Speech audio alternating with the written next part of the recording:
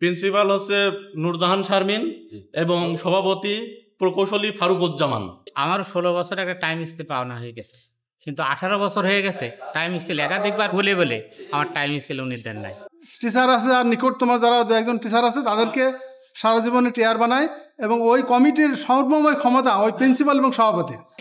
আমাদের এই প্রতিষ্ঠানটাও যেন সংস্কারের আওতায় আসে এবং প্রতিষ্ঠানটা সে নিয়মিত যেহেতু প্রতিষ্ঠানে আসে না, ছুটি অবশ্যই সংস্কার, সভাপতি চেঞ্জ হওয়া দরকার, প্রিন্সিপালের তো অবশ্যই চেঞ্জ হওয়ার দরকার। না বোঝার কোনো কিছু নেই, একই পরিবার, এটা পারিবারিক না। আমরা চাই একটা নিয়ম, প্রতিষ্ঠানে সুন্দরভাবে আমরা চাকরি করতে চাই। কিন্তু আমাদের ঝাউদিয়া মহাবিদ্যালয়ের স্বাধীনতা আমরা এখনো পাইনি। কারণ প্রিন্সিপাল আর সভাপতি স্বামী স্ত্রী, কারণ ওই একটাই। সরকারের পক্ষে থাকুক এমন একটা প্রিন্সিপাল চাই আমরা, এবং যে আমাদের কলেজের সার্বিক উন্নতি করবে। হ্যাঁ, আমাদের কলেজে এখনো স্বাধীনতা অর্জন করতে পারি না আমরা। কুষ্টিয়া সদরের অদূরপল্লীর ঝাউদিয়া ইউনিয়নের সর্বদক্ষিণে সবুজের বুক চিরে দাঁড়িয়ে আছে ঝাউদিয়া মহাবিদ্যালয়। প্রাকৃতিক আচ্ছাদিত হওয়ার কারণে যে কারো মন চাইবে মহাবিদ্যালয়টি এক নজর দেখতে। মহাবিদ্যালয় প্রতিষ্ঠার সূচনা লগ্ন থেকেই হাঁটি হাঁটি পাপা করে চলে আসছে তার আপন গতিতে। কিন্তু বড় বাস্তবতা হলো দীর্ঘদিন ধরে একই প্রতিষ্ঠানের স্বামী স্ত্রী সভাপতি ও অধ্যক্ষ, যা রীতিমতো তাদের দুজনকে নিয়েই প্রশ্ন উঠে আসছে। বলা হচ্ছে ক্ষমতার কুক্ষিগত করে প্রতিষ্ঠানটি করেছে নিজেদের মতো, এমনকি শিক্ষক শিক্ষিকা ও শিক্ষার্থীদের সাথে করে আসছে বৈষম্যমূলক আচরণ, যা মেনে নিতে পারছে না কেউই। এমন নিন্দনীয় ঘটনাটি ঘটেছে কুষ্টিয়া সদর ঝাউদিয়া মহাবিদ্যালয়ে। শীর্ষ 2 পদে দীর্ঘদিন স্বামী স্ত্রীর দখলে থাকার কারণে তারা ইচ্ছামতো প্রতিষ্ঠানটি পরিচালনা করছে বলে অভিযোগ করছে। বৃহস্পতিবার সরজমিনে মহাবিদ্যালয়ে গেলে আকাশচুম্বী অভিযোগগুলো তুলে ধরেন শিক্ষক শিক্ষিকা ও শিক্ষার্থীরা। আসলে অনেকবার তাদেরকে বলেছি, স্বামী স্ত্রী যেটা মনে করে সেইভাবে ওরা কাজ করে, তারা কোনো উদ্যোগ নেয় না। আমাদের সেই স্কেলে এখনো ঝুলন্ত অবস্থা, মানে কোনো উদ্যোগে নিইনি আর কি। ওনার নাম প্রিন্সিপাল হচ্ছে নূরজাহান শারমিন এবং সভাপতি প্রকৌশলী ফারুকুজ্জামান, ওনার হাজব্যান্ড, স্বামী স্ত্রী সভাপতি এবং প্রিন্সিপাল। তাহলে আমরা কি অবস্থায় থাকতে পারি চিন্তা করি। 21শে মার্চের পর থেকে উনি আর আসেননি। হ্যাঁ, বেতন নিয়ে যাচ্ছেন, বেতন খেয়ে যাচ্ছেন। যাই হোক, উনি নিয়মিত নয় আর কি, মানে এই আছে বিষয়, নিয়মিত না। আমার 16 বছর একটা টাইম স্কেল পাওনা হয়ে গেছে, কিন্তু 18 বছর হয়ে গেছে টাইম স্কেল একাধিকবার বলে বলে আমার টাইম স্কেল উনি দেন নাই। প্রিন্সিপাল সব ওনারাই তো হাজব্যান্ড, ওনার হাজব্যান্ড আছে, স্বামী স্ত্রী ওনারাই সভাপতি প্রিন্সিপাল। এখান থেকে আমাদের বিল করা অফিস সহকারে আজকে ওনারা বিল করে সই করে নিয়ে আসেন ওনাদের কাছ থেকে। ঢাকায় থাকেন উনি, ঢাকাতেই সই করেন? হ্যাঁ, ঢাকাতেই সই করেন। এখানে আসেন না? না, আসেন না। প্রতিষ্ঠা লগ্ন থেকে এই কলেজে আসি। এই প্রিন্সিপালের অনিয়ম, সে নিয়মিত কলেজে আসে না। আজ 6 মাস ধরে কলেজে আসে না। দেখা যাচ্ছে 4 মাস 5 মাস 6 মাস পরে একদিন আসে, এসে সব একবারে সই করে। কখনো সিএল নেয়, কখনো এসএল নেয়, সব সই করে একবারে। আর ওনার স্বামী সভাপতি ফারুকুজ্জামান, প্রকৌশল ফারুকুজ্জামান, ওনার স্বামী যেহেতু সভাপতি, আর উনি কমিটি করেন পকেট কমিটি। ওনার ইচ্ছা মতো নিজস্ব লোককে সদস্য বানান। অভিভাবক সদস্য হলো তার নিজস্ব আত্মীয় স্বজনকে বানায় প্রিন্সিপাল, নাম মোহাম্মদ নূরজাহান শারমিন।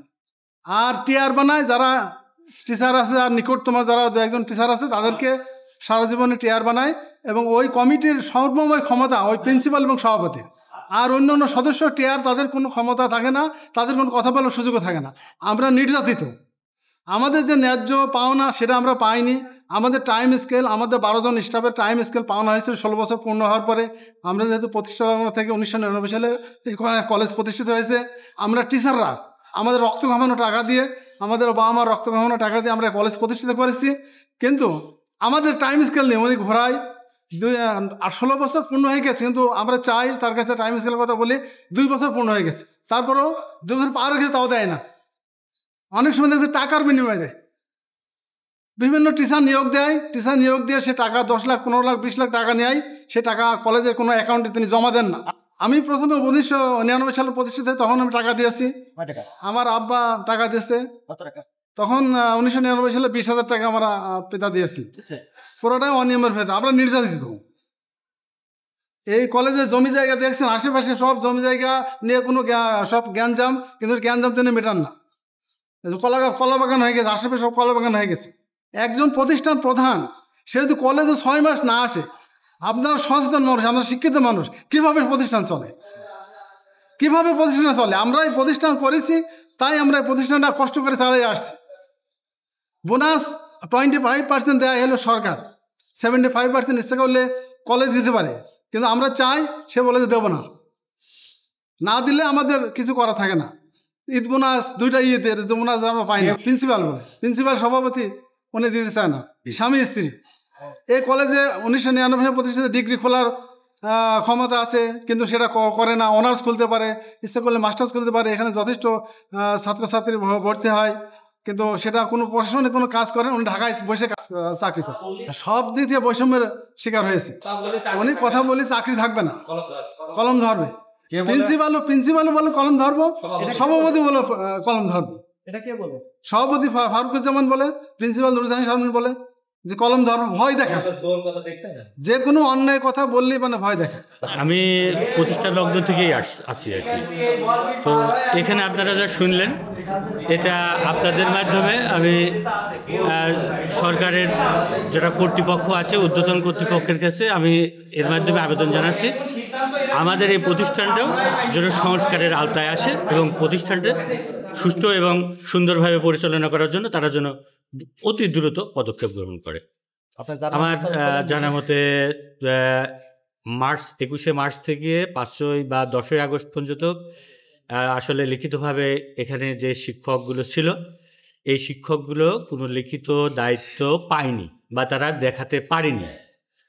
11ই আগস্টের পরে সম্ভবত আমাদের ওই সিনিয়র বড় ভাই কাজী মুনির আহমেদ ওনাকে একটা দায়িত্ব সম্ভবত দিয়েছিল, আমরা জানি, কিন্তু সে দায়িত্ব পালন করতে অপারগতা প্রকাশ করে তখনই তাকে তার পদত্যাগপত্র পাঠিয়ে দেয় আর কি। এরপরে কে দায়িত্বে আছে আমার জানা নেই।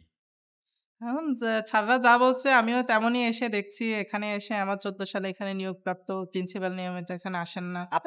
নিয়োগ বাণিজ্যে তো টুকটাক লাগে, সেটা তো সবাই জানে, এখানে তো আসলে বলার কিছু নেই এ ব্যাপারে।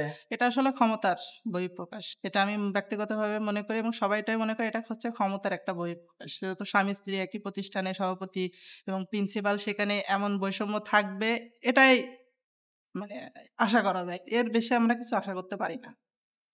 হ্যাঁ, এটা সম্পূর্ণ ক্ষমতার অপব্যবহার।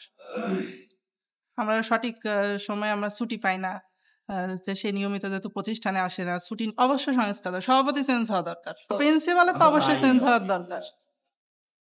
আমরা তার পদত্যাগ চাই। প্রিন্সিপালের অনিয়মের কারণে আমরা পদত্যাগ চাই, সবাই, আমরা শিক্ষক স্টাফ সবাই পদত্যাগ চাই তার, এবং ছাত্রছাত্রীও পদত্যাগ চায়। মৃত লোক না, সবাই যা চায় আমিও তাই চাই। সবাই তো সবার সম্মতি, সবাই তো তার পদত্যাগ চাচ্ছে। হ্যাঁ, আমিও তার সম্মতি চাই। অনিয়ম, পুরো অনিয়ম, স্বৈরাচার, একেবারে স্বৈরাচার, একেবারে স্বৈরাচার মনে করেন। আমাদের অধিকার সম্পর্কে, কারো অধিকার সম্পর্কে সে কোনো কিছুই করতে চায় না। যে বাৎসরিক যে বোনাস, সে বোনাসটা ঠিক মতো দিতে চায় না। আমাদের দাবি কিন্তু বেশি না, চাপ আমাদের শিক্ষক হিসেবে দাবি কিন্তু বেশি না, কিন্তু সামান্য, মানে একেবারে পারিবারিক, কলেজটা একেবারে পারিবারিক।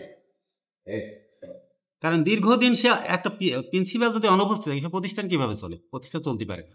অনিয়মের একটা নিয়ম চাই, আমরা নিয়ম চাই, নিয়মের ভিতর চলতে চাই আমরা। কি অনু মহোদয় এখন তো বর্তমান সে রিসেন্টলি আসছে, রিসেন্টলি 20 তারিখ থেকে ক্ষমতায় আসছে। এখন তা উনি কি করবে কি করবে না সেটা তো আমরা বলতে পারবো না। তার না, এমন কোনো কথা সে বলেনি, নির্দেশনা দেয়নি। এখন আমাদের ভারপ্রাপ্ত একজন আছে, যে সিনিয়র, উনি বললো যে সিনিয়র কাজী মুনির আহমেদ, ওনার উপর এখনও দায়িত্ব, মানে 12 অক্টোবর পর্যন্ত দায়িত্ব আছে। এটা প্রিন্সিপাল দিচ্ছে, প্রিন্সিপাল ছাড়া তো দিতে পারবে না ভারপ্রাপ্ত দায়িত্ব, নিয়ম যেটা বলে। লিখিত? হ্যাঁ, লিখিত, লিখিত আছে, লিখিত চিঠি আছে। আজকেও দেখছি, আমি আজকে দেখছি সেটা। না আসার কারণে স্বামী স্ত্রী, সভাপতি হচ্ছে স্বামী আর প্রিন্সিপাল হচ্ছে স্ত্রী। এখানে কি আপনারা বুঝতে পারছেন না ব্যাপারটা কি? ব্যাপারটা তো আপনারা না বোঝার কোনো কিছু নেই, একই পরিবার, এটা পারিবারিক।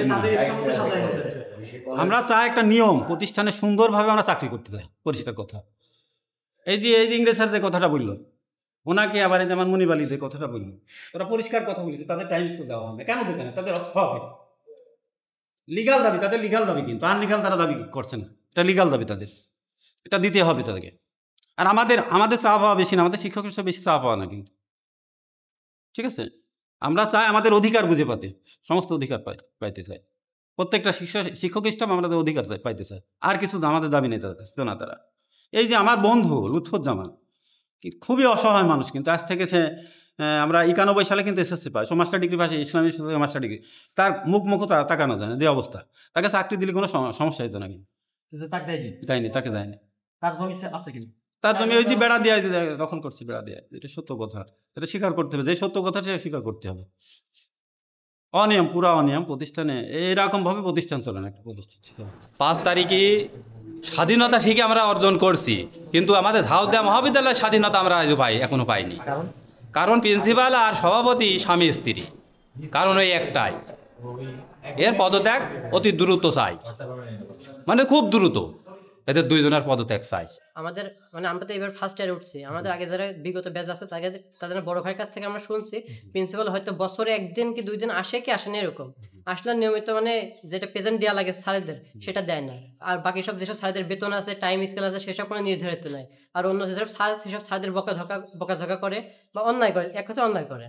আর আমাদের স্টুডেন্টের যে একটা নিয়ম শৃঙ্খলা এসব এই কলেজে কিছু নাই, সংযোগ নাই, আমরা দেখি নাই। আমরা ফার্স্ট ইয়ার আমরা দেখি নাই, সেকেন্ড ইয়ার দেখছে সেটা জানি না, থার্ড ইয়ার আমরা 2-1 দিন দেখছে।